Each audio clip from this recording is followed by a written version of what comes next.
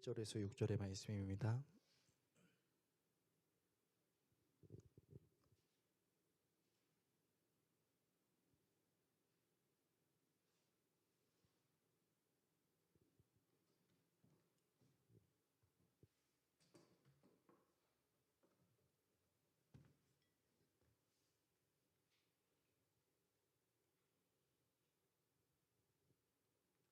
신약성경 312페이지에서 3페이지 사이에 있는 에베소서 4장 1절에서 6절의 말씀을 한 절씩 교독하시고 마지막 절은 같이 읽도록 하겠습니다.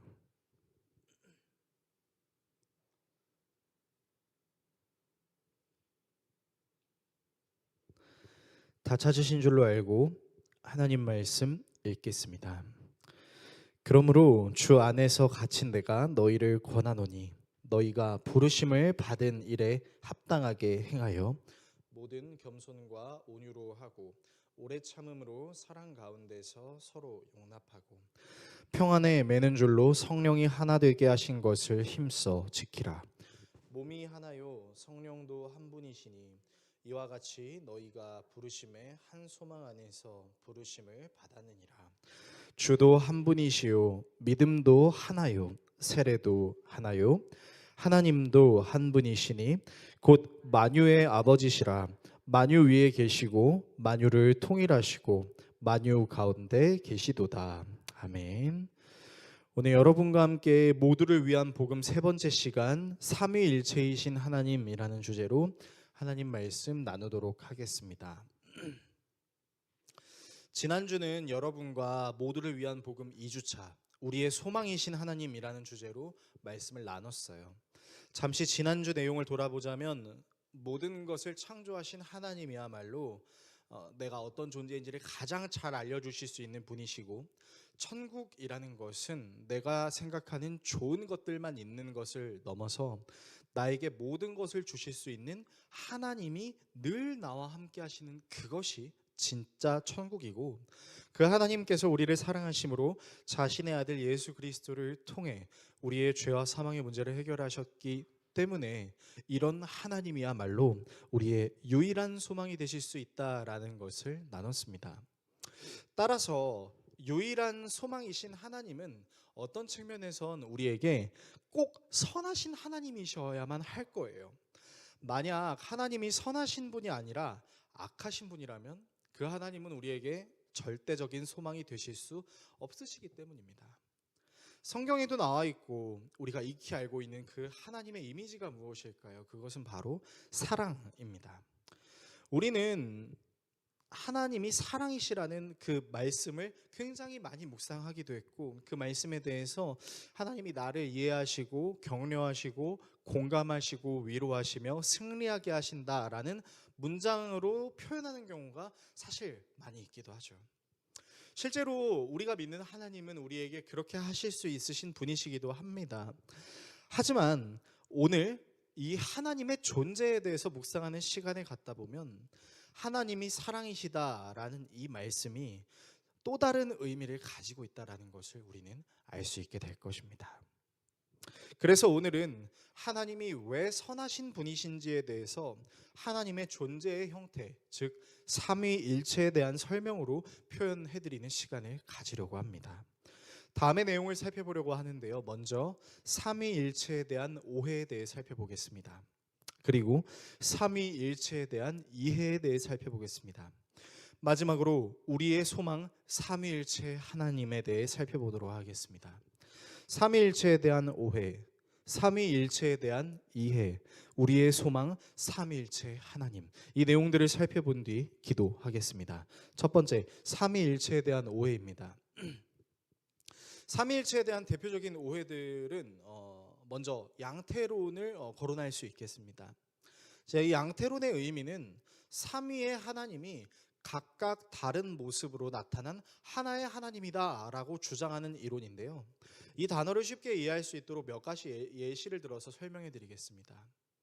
오늘도 함께 예배하고 계신 우리 박영미 집사님, 집사님은 김명현 님과 함께 있으실 때는 아내이십니다. 그리고 은찬이 은재와 함께 있으실 때는 엄마이십니다. 그리고 근무하시는 직장에 계실 때는 직장인이십니다. 박영미라는 하나의 인격은 아내의 역할도 엄마의 역할도 회사원의 역할도 할 수 있습니다. 그렇지 않나요? 이것이 바로 양태론적 해석입니다. 하나의 어떤 존재가 세 가지 역할을 때에 따라서 적용시켜서 하는 것, 이것이 바로 양태론이라는 것이죠. 또 다른 예를 들어서 설명해 드리겠습니다. 우리의 삶에 매우 필수적인 요소가 있습니다. 제가 설교할 때마다 항상 들고 오는 것인데 이게 무엇이냐면 물입니다. 자, 제가 마신 이 물은요, 상온일 때는 액체의 형태를 띠고 있습니다. 그리고 0도 미만일 때는 고체의 형태를 띠고 있죠. 또 반대로 섭씨 100도 이상을 초과하게 되는 경우는 100도를 초과하게 되는 경우는 기체가 됩니다. 그래서 물은 상황과 환경에 따라 고체가 되기도 하고 액체가 되기도 하고 기체가 되기도 합니다. 세 가지의 다른 모습을 가지고 있지만 이 모든 것은 똑같은 물이라고 할 수 있습니다. 이것이 바로 양태론적 해석이라고 할 수 있습니다. 즉 양태론적 해석은 하나님께서는 어떤 상황에서는 성부의 모습으로, 어떤 상황에서는 성자의 모습으로, 어떤 상황에서는 성령의 모습으로 있다라고 주장하는 이것이 바로 양태론입니다. 그렇다면 성경은 정말로 양태론적 하나님에 대해 이야기하고 있을까요? 그렇지 않습니다. 사실 양태론적 해석은 엄밀히 말하면 이단입니다. 그 이유에 대해 설명해 드리겠습니다. 마태복음 3장 16절에서 17절의 말씀 화면을 통해 같이 읽겠습니다. 예수께서 세례를 받으시고 곧 물에서 올라오셨다. 그때 하늘이 열렸다. 그는 하나님의 영이 비둘기같이 내려와 자기 위에 오는 것을 보셨다. 그리고 하늘에서 소리가 나기를 이는 내가 사랑하는 아들이다. 내가 그를 좋아한다 하였다. 자, 여러분 말씀을 보시면요, 이 말씀은 바로 예수님께서 세례 요한에게 세례를 받으시는 장면입니다. 그런데 이 장면에서요, 우리는 한 곳에 한 장면에 세 분의 하나님이 존재하신다는 것을 알 수 있습니다. 하늘에는 음성을 내뿜으시는 성부 하나님, 땅에서는 세례를 받고 계신 예수님, 그리고 하늘에서 내려오는 비둘기 같은 영은 성령 하나님이죠. 그러니까 우리는 이 말씀을 토대로 양태론적 해석은 이단이라는 것을 알 수 있습니다. 또 다른 삼위일체에 대한 오해에는 삼신론이 있습니다. 그러니까 이렇게 얘기하면 어떤 분들은 이렇게 질문할 수 있다는 거죠. 아니 그러면 하나님은 역할을 바꾸시거나 변형되는 것이 아니라면 세 분으로 존재해야 되는 게 맞는 거 아니에요? 라고 말하고 해석하는 것이죠. 그리고 오늘 우리가 본 말씀에서도 분명히 하나님이 세 하나님이 한 장면에 존재하고 있는 것을 우리가 보았다라는 것이죠. 그러니까 어쩌면 정말로 하나님께서는 세 분이신 것처럼 느껴지기도 한다라는 것입니다. 하지만 우리에게 하나님은 또한 유일하신 한 분이라는 사실을 성경은 구약과 신약에서 증거하고 있습니다. 대표적인 말씀들을 찾아보게 되면요, 구약 신명기 6장 4절은 이렇게 이야기하고 있습니다. 이스라엘은 들으십시오. 주님은 우리의 하나님이시오. 주님은 오직 한 분뿐이십니다. 라고 모세가 이스라엘 사람들에게 이야기하고 있죠. 바울이 디모데에게 이야기하는 장면입니다. 하나님은 한 분이시오. 하나님과 사람 사이의 중보자도 한 분이시니 곧 사람이신 그리스도 예수이십니다. 그러니까 양태론적 해석도 이단이 될 수 있고 삼신론적 해석도 이단이 될 수 있다라는 것이죠. 자, 그러면 이제 우리는 좀 머리가 아파질 수 있을 겁니다. 아니 하나님이 양태론적 해석도 아니라면, 그리고 삼신론적 해석도 아니라면 우리는 도대체 삼위일체를 어떻게 이해해야 되냐라는 고민이 들겠죠. 사실 어쩌면 우리들이 가지고 있는 이성으로는, 지식으로는 이 삼위일체에 대한 해석이 완전하지 않을 수도 있을 것입니다. 어떤 신학자는 이 삼위일체의 해석에 대한 영역을 가리켜 이는 사람이 범접할 수 없는 영역이다 라고도 말했기 때문이라는 것이죠. 그러나 삼위일체에 대한 이해가 아무리 어렵다 하더라도, 아무리 머리를 이렇게 감싸줘매는 일이 될 수 있다 할지라도 양태론도 삼신론도 바른 해석은 아니라는 것입니다. 두 번째, 삼위일체에 대한 이해입니다. 자, 그렇다면 삼위일체를 우리가 어떻게 이해해야 할까요? 먼저 삼위일체를 이해하기 위해서는 이 삼위가 무엇을 의미하는지를 알아야 할 것입니다. 여러분, 이 삼위는요 신학적인 용어입니다. 일반적인 용어가 아니라 신학적 용어예요. 여기서 위라는 단어는 위격이라는 단어입니다. 이 위격이라는 단어는 헬라어로 근본적인 상태 또는 모든 것이 있게 하는 기본이 되고 근원이 되는 실체라는 의미입니다.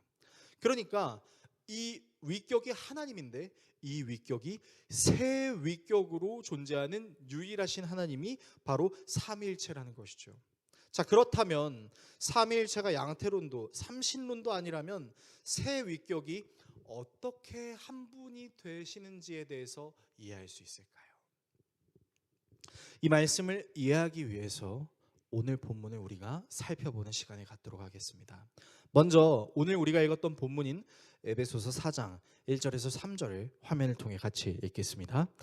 그러므로 주님 안에서 갇힌 몸이 된 내가 여러분에게 권합니다. 여러분은 부르심을 받았으니 그 부르심에 합당하게 살아가십시오. 겸손함과 온유함으로 깍듯이 대하십시오. 오래 참음으로써 사랑으로 서로 용납하십시오. 성령이 여러분을 평화의 띠로 묶어서 하나가 되게 해주신 것을 힘써 지키십시오. 자, 이 본문은 바울이 감옥에 갇혀 있을 때 에베소 교회 성도들을 향해 편지한 내용입니다.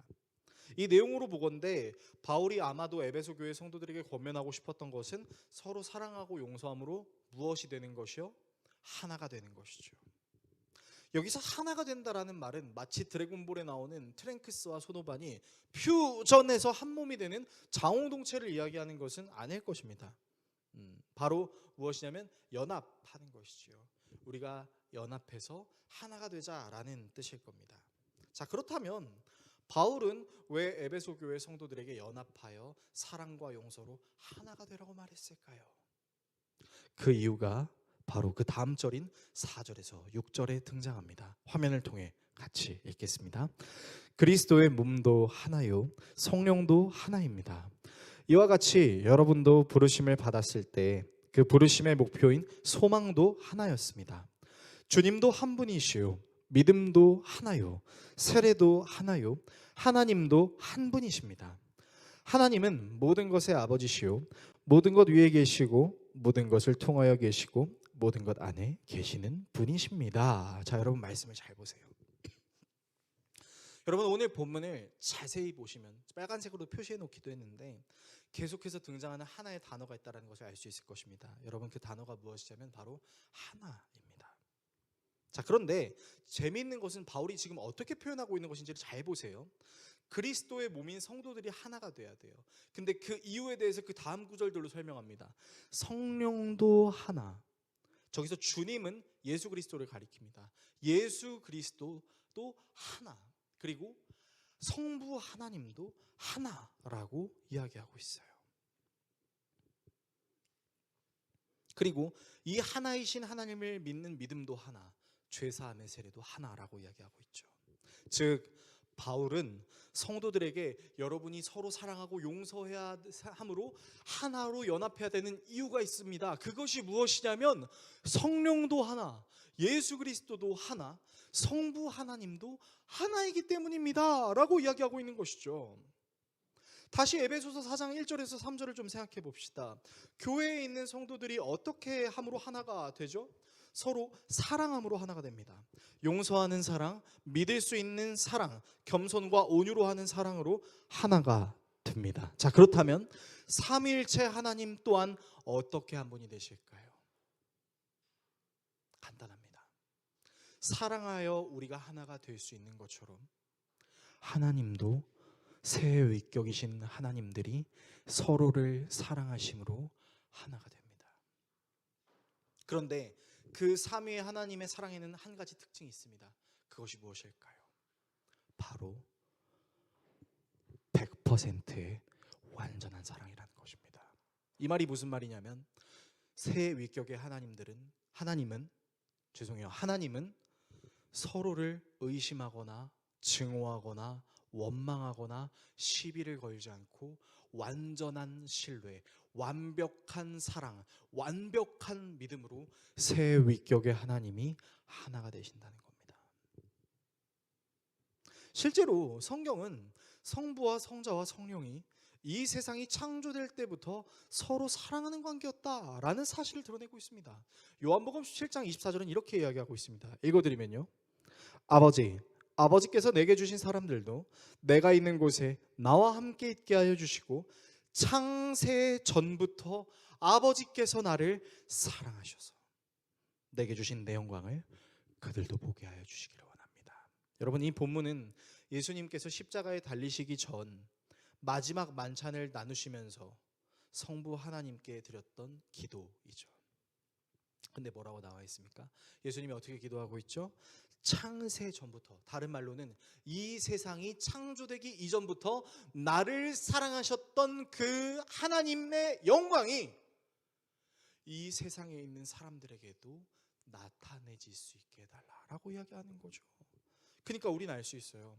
성부와 성자와 성령은 태초 전부터, 창세 전부터 서로를 사랑하는 관계, 완벽하게 사랑하는 관계였다라는 사실 말이죠. 또한 삼위 하나님께서는 세상을 만드실 때도 함께 계셨습니다.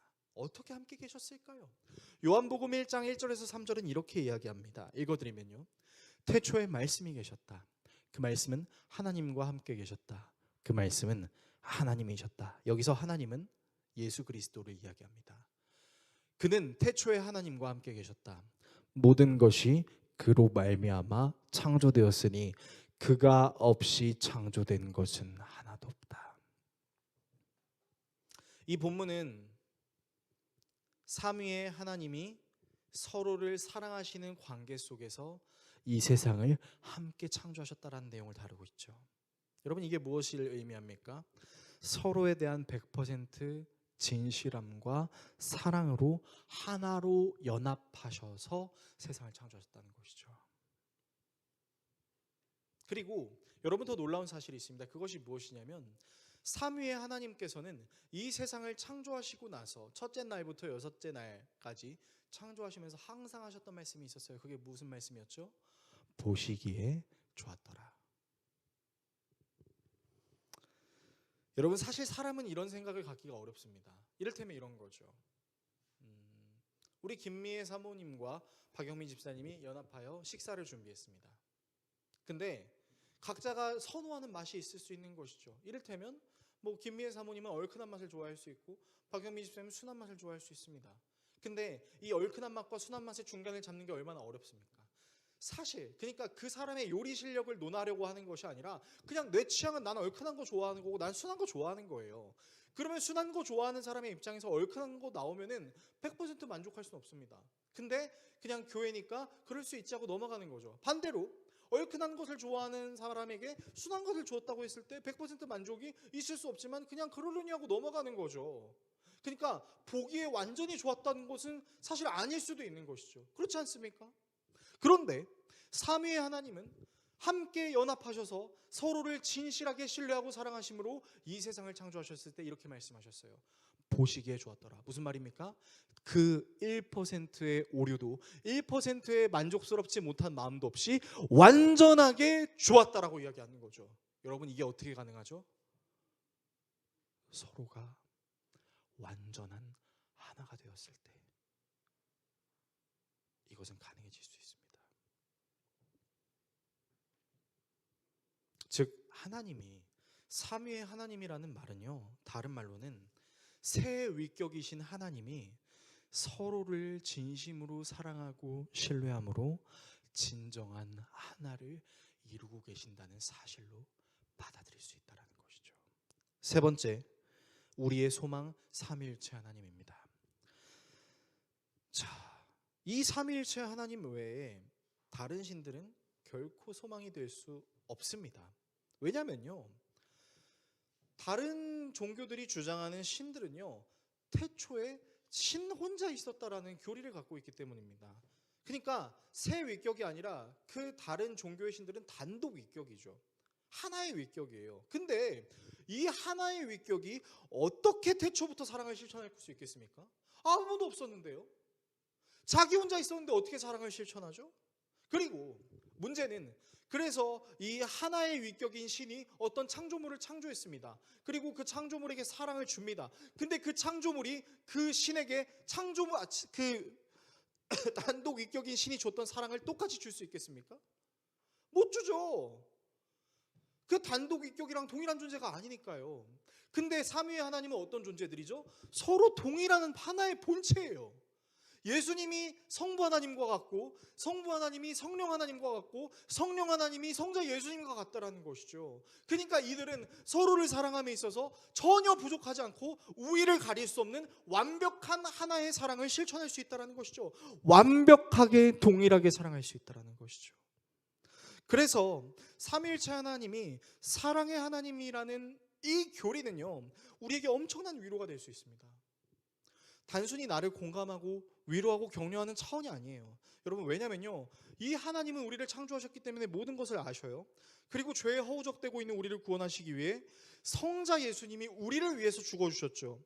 그리고 성부 하나님은 이 성자 예수님을 우리에게 보내주실 뿐만 아니라 성자 예수님의 사역 이후에는 성령 하나님이 우리와 함께 하시죠. 바로 그들이 서로를 사랑했던 그 사랑으로 우리와 함께 하시는 거죠. 그래서 우리가 감히 이 삼위 하나님의 사랑을 흉내를 낼 수가 없는 것이죠. 그런데요, 재밌는 것은 하나님께서 인간을 창조하실 때 목적이 있었어요. 여러분, 어떤 목적이 있었는지 아십니까? 인간이 창조될 때요, 삼위 하나님이 원하셨던 게 뭐였냐면요, 삼위의 하나님이 서로 연합하여 하나가 되신 것처럼 인간이 하나가 되길 바라셨습니다. 그래서 아담을 지으신 후에 아담이 외로워하는 것을 보시고 아담의 갈비뼈를 뽑아서 이제 하와를 창조하시잖아요. 그런데요, 여러분, 하와를 지으시고 뭐라고 말씀하시는지 아십니까? 창세기 2장 24절 화면을 통해 한 목소리로 읽겠습니다. 그러므로 남자는 아버지와 어머니를 떠나 아내와 결합하여 한 몸을 이루는 것이다.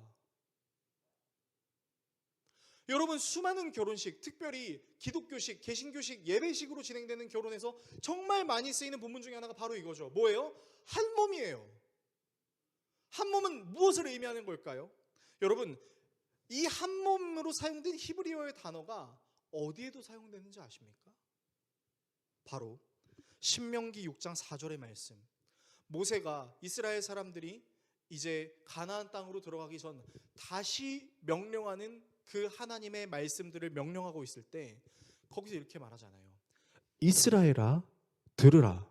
우리 하나님은 오직 유일한 여호와이시니. 근데 거기서 유일한이라는 단어랑 남녀가 합하여 한 몸을 이룬다라는 단어가 똑같습니다. 그러니까 이미 하나님께서는요, 삼위의 하나님이 서로를 사랑하심으로 하나가 됐던 그것을 우리에게도 원하셨다고요. 사람에게도 원하셨다고요. 어떻게요? 서로를 100% 사랑하고 신뢰하셨던 것처럼 하나님이 지으신 사람들 역시 삼위의 하나님과 같이 서로를 사랑하기를 원하셨던 것이죠. 그래서 삼위일체 하나님이라는 단어는 어쩌면 어떤 존재의 단위로 표현해야 될 차원이 아니라 세 위격의 하나님이 완벽한 연합을 이루고 계신다, 서로를 완벽하게 사랑하고 신뢰하고 있다라는 것으로 표현하는 것이 더 성경적이고 더 신학적일 수 있다라는 말이죠. 그리고 이 삼위의 하나님께서 서로 사랑하심으로 하나가 되신 것처럼 하나님이 지으신 모든 사람들도 서로 사랑함으로 하나가 되기를 원하셨죠. 남편과 아내가 하나가 되기를, 부모와 자녀가 하나가 되기를, 상전과 종이 하나가 되기를, 친구와 친구가 하나가 되기를, 세상과 교회가 하나가 되기를 원했죠. 그래서 사도 바울도 그 하나님 아버지의 마음을 헤아려서 에베소 교인들에게 뭐라고 얘기합니까? 에베소서 5장의 말씀에 대표적인 말씀이 있잖아요. 5장 20절 이하의 말씀, 피차 복종하라, 서로 사랑하라라는 말씀이죠. 그래서 삼위 하나님의 이 완벽한 사랑의 관계에 초대됐던 첫 번째 사람이었던 아담 그리고 하와가 자기의 의지로 하나님과 하나가 되는 것을 거부했음에도 불구하고 하나님은 그 인간들을 뿌리치실 수 없어서 어떻게 하셨어요? 자신과 사랑을 나누고 있던 아들 예수 그리스도를 통해 우리의 죄와 사망의 값을 치르게 하심으로 어떻게 하십니까? 십자가라는 다리를 통해 다시 삼위 하나님의 사랑의 관계로 우리를 초대하시는 거죠. 그리고 여러분, 그것을 믿는 것이 바로 우리가 말하는 신앙이라는 것입니다. 그리고 그 신앙이 어떤 코어로 우리에게 적용되죠? 이 세상을 우리가 어떻게 살아내느냐라는 코어로 적용이 되는 것이죠. 그래서 여러분, 예수님을 알면 알수록 우리는 그분은 정말 완벽한 사랑이시다 라는 것으로 알 수밖에 없습니다. 하나님은 사랑이에요 라는 말은 단순히 우리를 위로하죠, 우리를 공감하죠, 우리를 격려하죠, 우리를 승리케 하죠, 그런 수준으로 끝나는 것이 아니라 삼위의 하나님이 서로를 사랑하시는 것처럼 우리를 사랑하신다라는 말씀으로 적용이 되는 것이죠.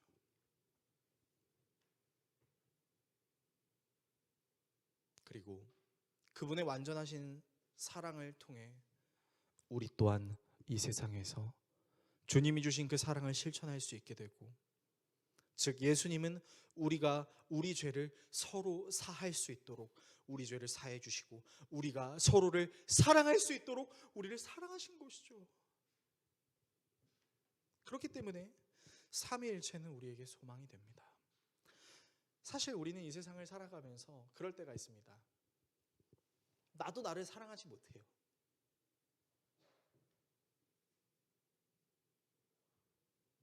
내 자신을 사랑하지를 못해요. 그리고 무엇보다 내 자신을 사랑하는 방법을 몰라요. 그래서 우리는 사랑하는 방법을 어떻게 하죠? 그냥 내가 하고 싶은 것을 충족시키는 걸로 나를 사랑한다라고 착각합니다. 물론 잠깐의 만족은 있을 수 있겠죠. 맛있는 것을 먹거나 여행지를 가거나 내가 원하는 것을 구매했거나 잠시 잠깐의 만족감은 있을 것입니다. 그러나 우리는 또 다시 결핍의 상태에 빠지게 되죠. 그러니까 세상 사람들도 이렇게 노래해요. 나도 나를 모르는데 네가 너를 알겠느냐? 그렇게 노래하는 것이죠. 그런 세상 속에서 나도 나를 사랑하지 못하고 서로가 서로를 더 사랑하지 못하게 되는 그런 이 세상 속에서 내가 나를 사랑할 수 있는 이유가 생길 수 있는 것은 삼위일체 하나님 때문에, 그 삼위일체 하나님이 서로를 사랑하신 것처럼 나를 사랑하신 하나님께서 내 이웃도 사랑하신다는 것을 알 수 있기 때문에, 그것을 믿는 그리스도인들이 삼위 하나님으로 인해 서로 용서하고 사랑함으로 서로를 더 신뢰하게 되므로 이 세상은 살만한 세상이 될 수 있다라는 것입니다. 설교를 정리하겠습니다.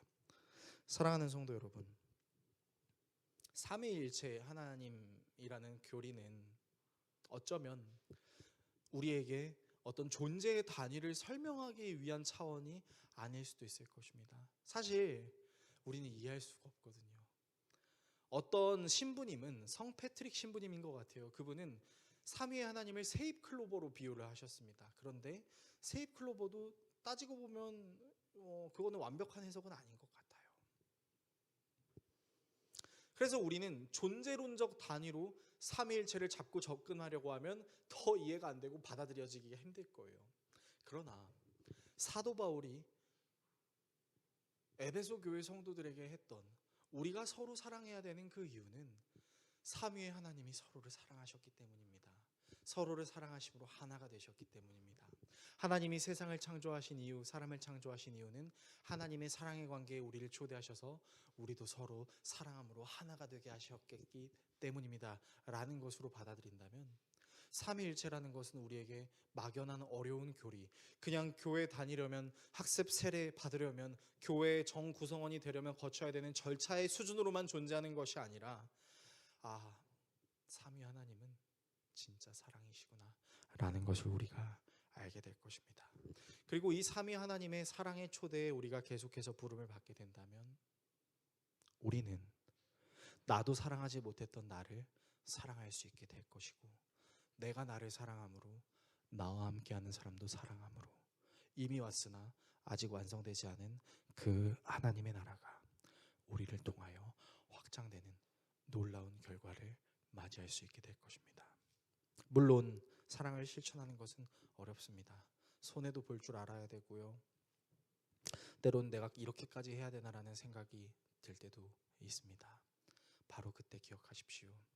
우리를 위하여 하나님이신 분이 인간의 몸을 입고 이 땅에 내려오신, 이렇게까지 하신 예수님이 이렇게까지 하셨던 그 의도는 삼위 하나님이 서로를 사랑하셔서 하나가 되신 것처럼 우리도 그 하나님의 사랑을 힘입어 이 세상에서 서로 사랑함으로 진정한 하나가 되는 하나님 나라를 이루게 하심이라는 사실을 기억하시는 저와 여러분 모두가 될 수 있기를 예수 그리스도의 이름으로 축원합니다.